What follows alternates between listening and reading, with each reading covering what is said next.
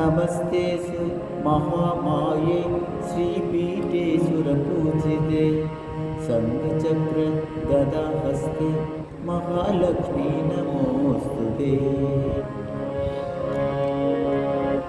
नमस्ते गरुडारूढे कोलासुरभयङ्करी सर्वपापहरे देवी महालक्ष्मी नमोऽस्तुते।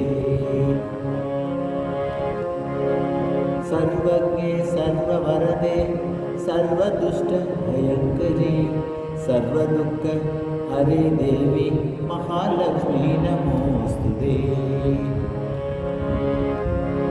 सिद्धिबुद्धिप्रदे देवी मुक्तिमुक्तिप्रदायिनी मन्त्रमूर्ते सदा देवी महालक्ष्मी नमोऽस्तुते। आद्यन्तरहिते देवी आदिशक्ति महेश्वरी योगजे योगसम्भूते महालक्ष्मी नमोऽस्तुते। स्थूलसूक्ष्म महारौद्रे महाशक्ति महोदरे महापाप हरे देवी महालक्ष्मी नमोऽस्तुते।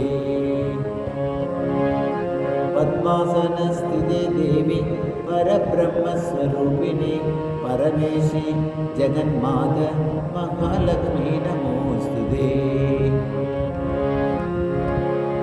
श्वेताम्बरधरे देवी नानालङ्कारभूषिते जगत्सिते जगन्माता महालक्ष्मी नमोऽस्तुते।